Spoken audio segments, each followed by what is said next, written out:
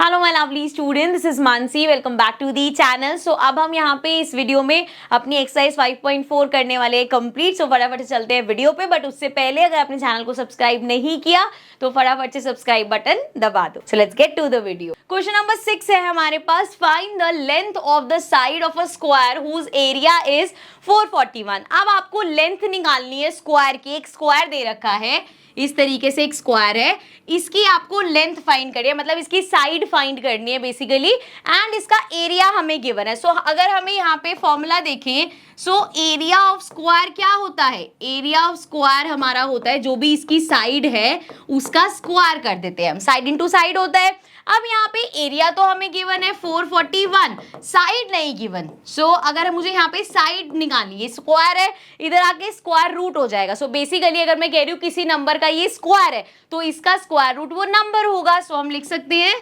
Side equal होगा under root में 441। ठीक है, अब इसको सॉल्व करें। सो डिवीजन मेथड हमने देख लिया, तो डिवीजन मेथड से ही कर लेते हैं। आप इसको प्राइम एग्जाम में देखो, यहाँ मेंशन तो है नहीं, तो आप प्राइम फैक्टराइज से भी करोगे तब भी आंसर सेम आएगा। ठीक है, सो यहाँ पे बार्स लगा लेंगे। सो ये हो जाएगा 2 × 2 4, और ये हो गया 41, 2 + 2 4 हो गया। 1 से करेंगे, सो 1 से किया 41 आ गया, और ये हो गया 0। तो ये किसका स्क्वायर है? 21 का। तो दैट मीन्स 21 मीटर है ना, सो इसकी साइड हो जाएगी 21 मीटर। ओके क्लियर, चलो आगे बढ़ जाते हैं। नेक्स्ट 7th क्वेश्चन है। In a right triangle ABC, angle B equal है 90 डिग्री का। If AB equals to this, BC equals to this, find AC। तो इस क्वेश्चन में हम लोग अपनी पाइथागोरस थ्योरम यूज करेंगे। कैसे? देखो यहाँ पे ये हमने एक राइट ट्रायंगल बना लिया जिसमें हमें 90 डिग्री का एंगल कौन सा बोला है? B। सो ये हो गया B। अब इसको आप ABC ऐसे नाम दे लो या ABC ऐसे नाम दे दो, इट्स अप टू यू। ठीक है, अब पहले पार्ट में अगर हम देखें तो फर्स्ट पार्ट में हमें क्या क्या गिवन है? AB 6 सेंटीमीटर, सो ये हमें 6 सेंटीमीटर गिवन है। BC 8 सेंटीमीटर, सो ये हमें 8 सेंटीमीटर गिवन है। AC हमें फाइंड करनी है, मतलब हाइपोटेन्यूज आपको निकालनी है। So using Pythagoras theorem. अब पाइथागोरस थ्योरम के हिसाब से हमें पता है हाइपोटेन्यूज का स्क्वायर मतलब इस AC का स्क्वायर। हाइपोटेन्यूज तो पता है ना, ये अगर एंगल 90 डिग्री है तो इसके सामने वाली जो साइड होती है स्लैंटिंग वाली, वो हमारी हाइपोटेन्यूज होती है। सो ये हो गया AC का स्क्वायर, और बाकी दोनों साइड के सम का, इसका AB का स्क्वायर प्लस BC का स्क्वायर। ठीक है, ये तो पाइथागोरस थ्योरम बहुत छोटी क्लासेस से करते हुए आ रही है। चलो इसको ऊपर करते हैं। अब यहाँ पे जो जो वैल्यूज हैं हमारे पास उसको पुट कर लेते हैं। AC तो हमें निकालना है, so AC square as it is रहेगा। AB हमें क्वेश्चन में गिवन है 6, तो ये हो गया 6 का स्क्वायर, प्लस BC गिवन है 8, तो ये हो गया 8 का स्क्वायर। सो 6 का स्क्वायर 36 प्लस 8 का स्क्वायर 64। सो इसको प्लस कर लो, 6 7 8 9 10 एंड 6 7 8 9 10 100 हो गया। सो ये आ गया AC का स्क्वायर 100। सो यहाँ से अगर मुझे AC निकालना है, सो AC इक्वल हो जाएगा अंडर रूट में 100, and we can say AC equals to 10 centimetre है, मीटर है, सेंटीमीटर में है। सो ये आ गया 10 सेंटीमीटर। ठीक है, आई होप ये समझ में आ गया होगा। अब इसी तरह से इसको इधर कर लेते हैं। इसी ट्रायंगल में एक और या तो ट्रायंगल बना लेते हैं, यहाँ पे बना लेते हैं। ठीक है,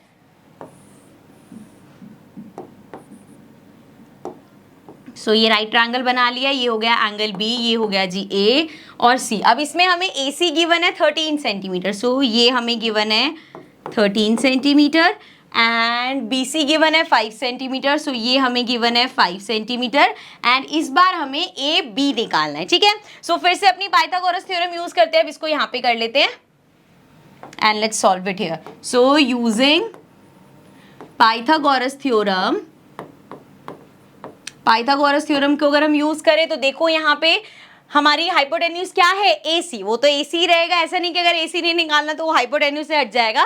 सो ये हो जाएगा AC का square equals to we have AB का स्क्वायर प्लस BC का स्क्वायर। ठीक है, यहाँ तक समझ आया। अब AC देख लो कितना है 13, सो 13 का square equals to A B हमें निकालना है, so A B square as it is, plus B C is 5, so ये हो गया 5 का स्क्वायर. सो नाउ 13 का square 169 equals to A B का स्क्वायर प्लस 5 का स्क्वायर 25. 25 यहाँ प्लस हो रहा है, इधर आके माइनस हो जाएगा, सो 169 माइनस 25 इक्वल होगा ए बी का स्क्वायर. ठीक है, अब इसको माइनस कर लो, 5 6 7 8 9, सो ये आ गया 4, 6 में से 2 माइनस किया, अगेन 4 1, सो ए बी का स्क्वायर आ गया 144. ए बी की वैल्यू निकालनी है तो क्या करेंगे, सिंपली स्क्वायर रूट निकाल लेंगे 144 का, तो वो मेरे पास ए बी की वैल्यू आ जाएगी. सो ए बी हो गया 144, हमें पता है 12 का स्क्वायर होता है. ठीक है, आप चाहो तो ऐसे भी निकाल लेना या प्राइम फैक्टराइज जिस मेथड से भी आपको इजी लगे. 1 1 जा 1, ये आ गया 44 एंड 1 + 1 2, सो 2 से करेंगे, सो ये आ जाएगा 44 और ये हो गया 0, सो दैट मीन्स ये हमारा आ गया 12 centimetre. So now I hope आपको ये अच्छे से समझ में आ गया होगा. This was 7th question. Let's get to the next question. Now 8th question है, a gardener has 1000 plants. He wants to plant these in such a way that the number of rows and the number of columns remain same. Find the minimum number of plants he need more for this. अब उसको इन plants को इस तरीके से लगाना है कि जितनी वो number of rows लगाएगा उतने ही वो number of columns भी बनाएगा. समझ रहे हो, जैसे अगर लेट्स सपोज आपके पास 5 प्लांट्स है फॉर एग्जांपल, सो आप क्या कर सकते हो, 2 रो बनाई और हर रो में 2 प्लांट लगा दे, तो आपके 4 प्लांट्स लग जाएंगे और 1 प्लांट बच जाएगा. ठीक है, अब यहाँ पे उसके पास 1000 प्लांट्स है, उसको इस तरीके से उसको अरेंज करना है कि नंबर ऑफ रोज और नंबर ऑफ कॉलम्स इक्वल हो. तो हमसे पूछा है अब minimum number of plants he need. अब उसको और कितने प्लांट्स चाहिए होंगे, क्योंकि ये परफेक्ट स्क्वायर तो नहीं है, सो कितने मिनिमम नंबर ऑफ प्लांट्स उसको और चाहिए होंगे जिससे वो इस तरीके से मैट्रिक्स में उसको लगा पाएगा. ठीक है, तो इसको कर देते हैं रब एंड क्वेश्चन को स्टार्ट करते हैं. Let number of rows and column दोनों सेम है, so let number of rows and columns be x. ठीक है, दोनों x हो गए. अब यहाँ पे हमें पता है टोटल प्लांट्स जो उसको चाहिए कितने चाहिए होंगे, x into x. x into x चाहिए ना, तभी वो नंबर ऑफ रोज और नंबर ऑफ कॉलम्स उसके इक्वल हो पाएंगे. अब उसके पास है कितने, 1000. सो पहले हम क्या करेंगे, इसका स्क्वायर रूट निकालेंगे और फिर उसी तरीके से करेंगे कितने और प्लांट्स उसको चाहिए तो कितना प्लस करना होगा. ठीक है, सो ये हो गया x स्क्वायर. सो यहाँ पे x लिया हमने और अंडर रूट में लिख दिया 1000 को. अब इसको सॉल्व करते हैं, ऊपर कर लेते हैं यहाँ से.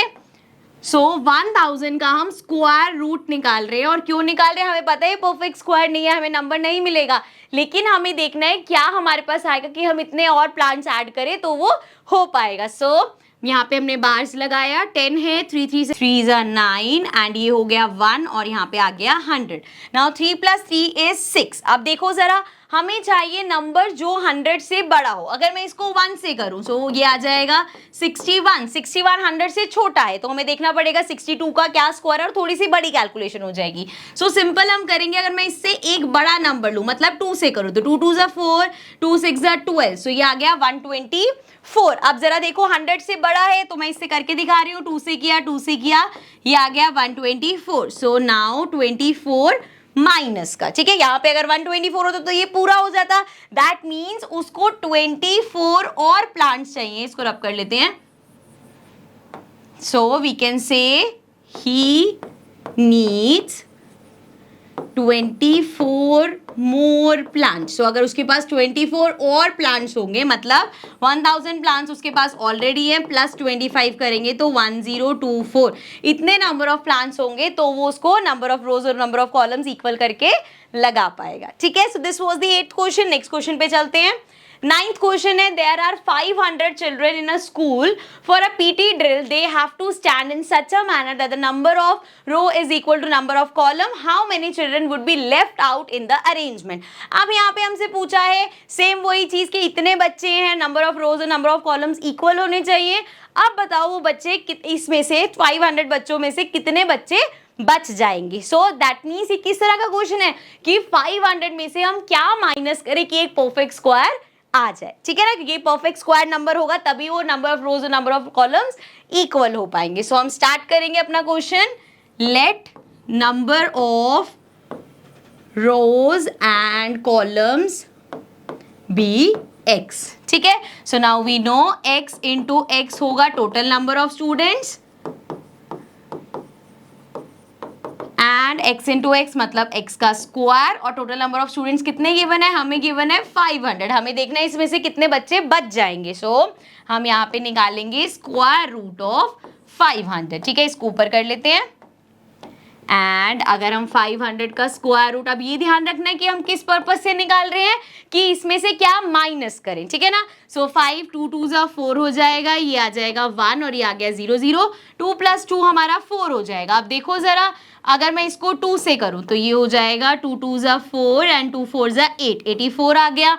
एंड अगर हम इससे बड़े नंबर पे जाएं, 3 से करूं, 3 3 जा 4, 4 3 जा 12। अब ठीक है, यहाँ पे मैं दोबारा से एक्सप्लेन कर दूं ताकि आप कंफ्यूज ना हो। 124 हम कब लेते, जब मुझे देखना होता कि इसमें क्या प्लस करना है। अभी यहाँ पे हमें देखना क्या माइनस करे, क्या रिमाइंडर आएगा। सो हम छोटा नंबर लेंगे, ठीक है। आप प्लीज इस तरह के क्वेश्चंस की प्रैक्टिस करना ताकि ये कंफ्यूजन खत्म हो जाए। सो देखो जरा, 4 इंटू 2 करेंगे तो ये आ जाएगा 84। सो यहाँ से इसको माइनस करते हैं, ये हो जाएगा 10 में से 4 गया, ये आ गया 6, 9 में से 8 गया 1, तो मतलब 16 बच्चे बच जाएंगे। सो इसको रब कर देते हैं, इसको यहाँ से हटा देते हैं।